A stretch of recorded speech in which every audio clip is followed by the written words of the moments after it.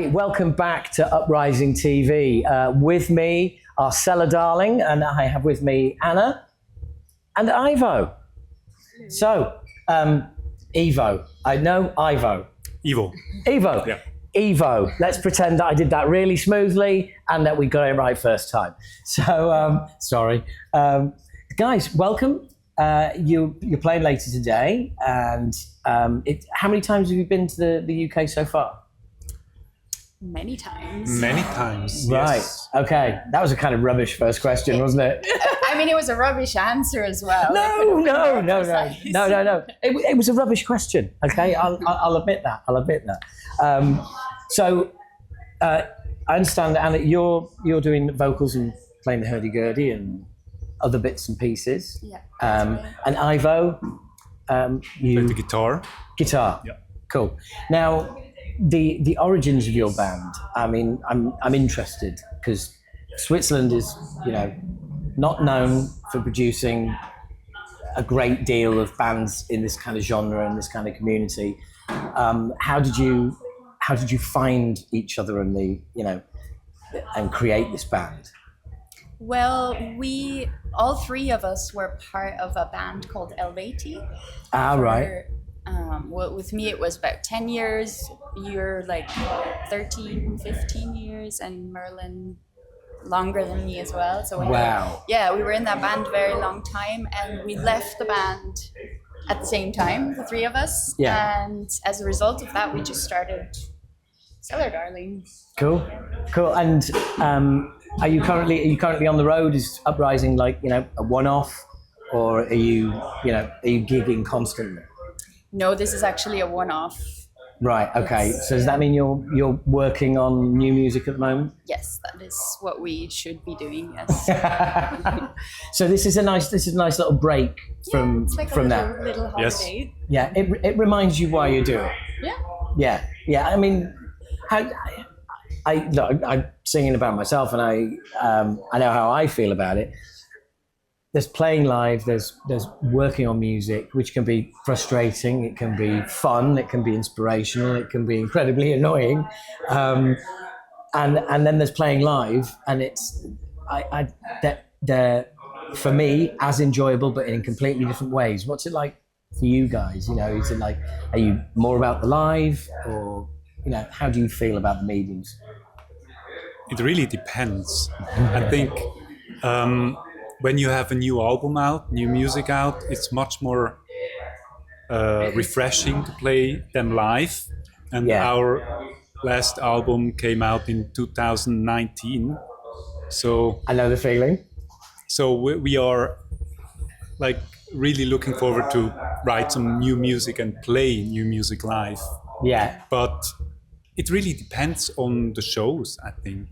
I prefer to play tours, because you have a rhythm. You play every day. You have a schedule, and somehow you kind of grow within that tour. You have a groove, and the songs change, don't they? They kind of take on a life of their own. That's true. So we've discovered that if we make this part longer and we play with it a bit, there's rhythm. Exactly. Momentum. Yeah. You're always given another chance. It's a football analogy now, isn't it? It's like, you lose a game, it's like, no, we want a game like 2 days time to make up for that game. And it's like, you have a bad gig, great, we've got a gig tomorrow. You don't want a day off. You want another gig. Yeah. It's like, make it right. Yeah. Now, and I totally understand that new material. I was trying to think of a way of asking this question without mentioning the word stale, but you can just end up maybe not going stale, but kind of feeling like you're in stasis, kind of like, these songs were new, and sometimes like it takes a couple of years for you to stop referring it to as new stuff. Should we put one from the new album on as like at some point somebody puts their hands up and says, 5 years old now, guys. It's true. Yeah. I mean, currently it really depends. Like we don't have a lot of shows right now, so we have more like one-off shows with like 3 months in between without any shows. But that's a bit tough because you have to get into the groove again of playing live. Yeah. But yeah, I mean, I'm still looking forward to the gig today. So No, yeah. it's gonna be a tight changeover, so this is gonna be a bit stressful. But we love the UK audience. We always have great shows here, so the UK gets what you do. exactly, yeah. Yeah, and there's also a huge history of live music Absolutely. and touring and everything else. Tight turnaround, that is always stressful. I hate that. It's always the drums, man. It's always the drums. Fucking drummers, honestly. Sorry, maybe it's just my band, but it's always the drums. But No comment. It's the drums. So I know what you mean about one-off gigs with time between as well, because when it's nice to do one-off shows like this, like saying, looking forward to it, but also it's the same amount of prep for one show as it is for 7 shows, isn't it? Exactly, yeah. Yeah. So when people approach you about doing a one-off show, and it's like, well, yeah, but can we like do some on the way there and do some on the way back as well? Yeah, our drummer lives in London. Right. So We don't even live in the same country, so rehearsing is not as easy. anymore. Yes. so we have to prepare long ahead, just to make sure that we can rehearse properly for one show. So, but Yeah. I think it's going to be better once we're going to tour again. So Yeah. That's really interesting. I mean, that is a logistical nightmare. The right person is the right person. Turns out he lives in the wrong country, but the right person is the right person. So yeah, of course, that's the band consists of 3 people. That's us 3. So yeah, that's not going to change. So yeah. Well, you say that. of course, yeah. Yeah. But how do you spend a lot of time on Zoom? Are you like sending each other ideas, and building songs that way? Because ultimately, this is how we jam now. Of course, yeah. I mean, that's how we jammed before as well. Right. Okay. I'm showing my age now. Yeah, mainly we just write at home, and then we just send over some files, some ideas, and sometimes we also come together. Once a song is almost finished, maybe it makes sense to play together, figure things out if they work out live or with us 3. So exactly, yeah. But it always what you mean. starts at home and with files. Yes. That's how we always made it. But I know exactly what you mean. You can only get a song room ready electronically, and then you get in the room together, and then you make it studio ready. You pull it apart, you find out where it's like something can sound right electronically, and that's like that is the perfect. And then you start playing it in the room, and it's like, oh, hang on, that's too slow, or that's too fast, and it's because music's about feel, and it's different when it's absolutely quantized and files. It's not until you really play it organically together that you can really understand it. Yeah, and sometimes songs also develop in the studio. Yeah. At least with us, that happened in the studio. Yeah.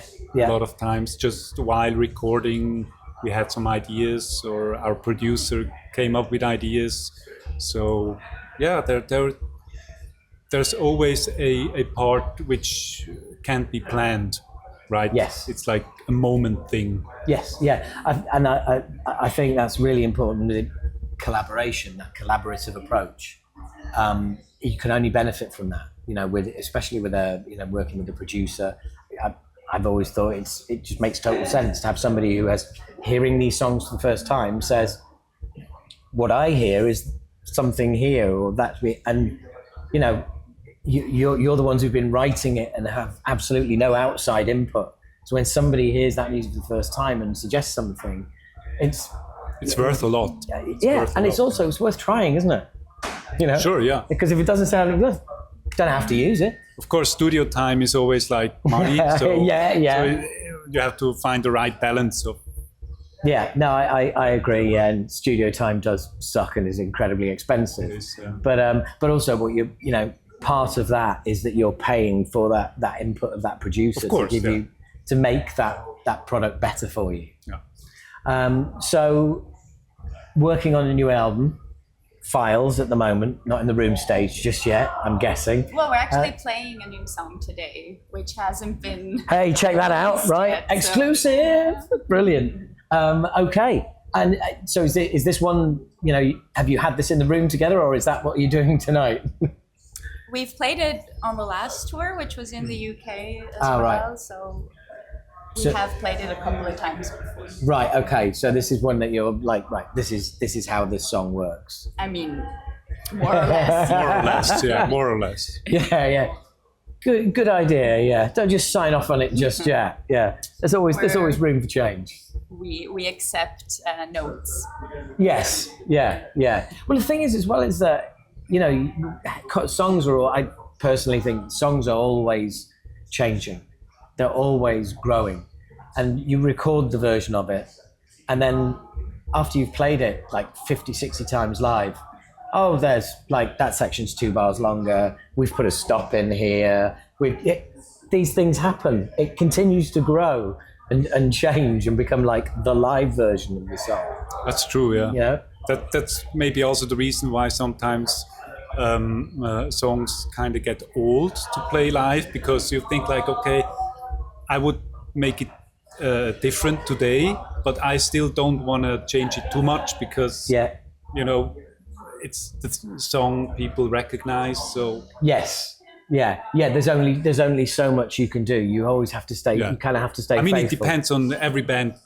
Does it differently. Maybe some bands change it completely live during the years. Yeah. But that's not how we do it. No, and we kind of stick to the album version. Maybe here and there we change some things. Yeah. But mainly we stick to it. Yeah.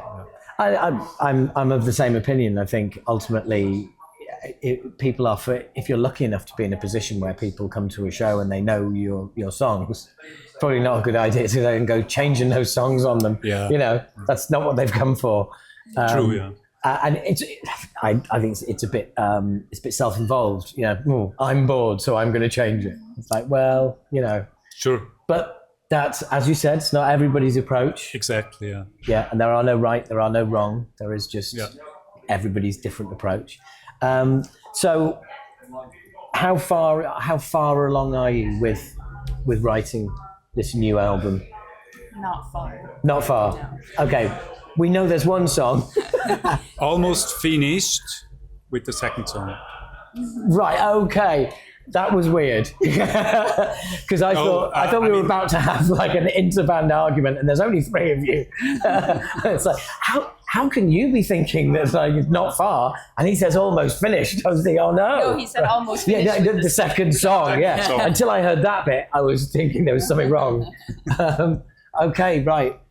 These things. Which is actually not true. We're not finished with the second song. I'm sorry. We just have some demos we're working on. Yeah, well, that's close enough. So it's going to be a slow process then. Yes. Yeah, and it's, once that's done, or rather, sort of skipping ahead down the road slightly, what would you envisage like a sort of touring schedule like? Because it's been 2019. We had the big old pandemic in the middle of that, so that completely wrecked everyone's plans. 2019 album right here. So yeah, first album for 24 years as well. Oh. Yeah. Thought you were taking a long time. So it presumably that really stunted your ability to get around the globe and really get this album out there. So will you be looking to do really go far and wide with this new album, like straight off the bat, and try and get do that thing you couldn't do last time? I think we'll just take things as they come. It's kind of hard to plan if there might be another pandemic. I don't know if, at least that's for me, like if the album hasn't materialized yet. It's hard to make any plans. Yes. At least for me, like the management's gonna say, well, you have to do some plans, obviously. Yeah. But you don't have to do anything. Of course, we don't have to do shit. No, So. It's like, I mean, we're not. None of us are full-time musicians anymore. We used to be, but we're not 20 anymore. A lot of things aren't as exciting as they used to be. Yeah. We want to pay our bills, but also people don't want to pay for music anymore. So the whole market is changing. It's getting harder and harder, and I think we're also more relaxed about everything. If we can do a tour, that's great. We love it. But at least for me, I don't even want to be a full-time musician anymore. I work at a studio. I'm a producer, and I really love doing that. So for me, like, the perfect thing is to just kind of balance these things next to each other. Yeah, it's amazing how things change over time, isn't it? I mean, I'm sure there's another version of you years ago who would never imagine you saying that in an interview. No, never. Yeah. But also it comes hand in hand with getting older, having different priorities, but also the industry changing as well. That has a huge effect. It's getting tougher, yeah. Yeah. Everything's more expensive, and it's really hard. Like there's all of that, and there's getting older, which makes touring harder. It's a physical endurance. Of course, yeah. Did you just say that we're old, or? I think I said that. I think I said older. All right. And also I'm way older than you, so don't worry about it. Okay. Right. But you say you're a producer. Is that like across all genres, working with all types of different music? Which again, that must be so rewarding as well. Yeah, I love it. Yeah, because there's again being in a band, no matter in any genre, in any community like ours, which is so accepting and allows you to try all sorts of different things.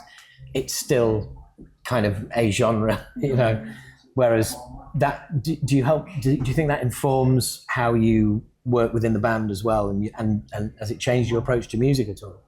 I think it has. I think since I produce other bands and artists, I've become more relaxed with my own material. Like, if I write a song, I realize it's not going to be 100% how I envisioned it, and maybe that's also a good thing. Yeah. So I think it definitely made me more relaxed. Is it easier to work with? I think so. I mean, maybe not. We'll see. We'll see, yeah.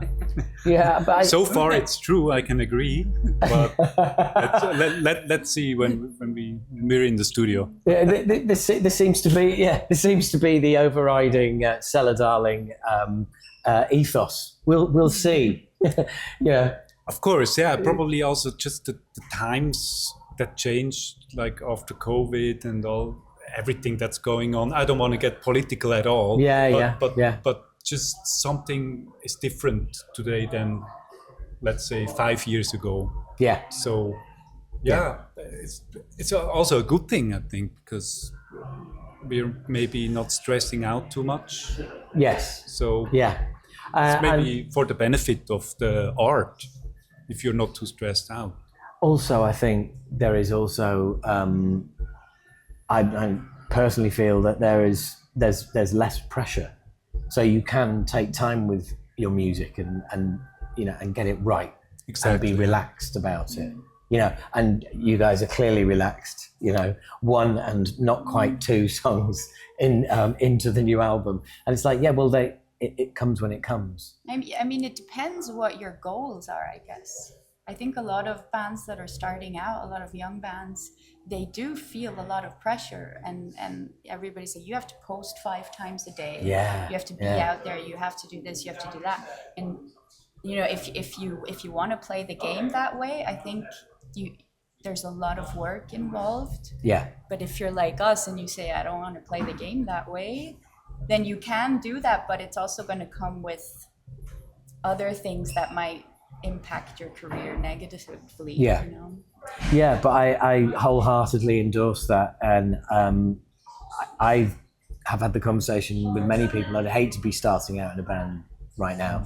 I'd hate to have that pressure, that 5 posts a day kind of thing. And I mean, you know, we used to post once a day, and that was like a pain in the ass, frankly. You know, it's like now, do you know what? We'll talk to you when we've got something to say. Yeah, it's just, again, it's a whole different world, and things are changing. But you certainly seem happy in what you do.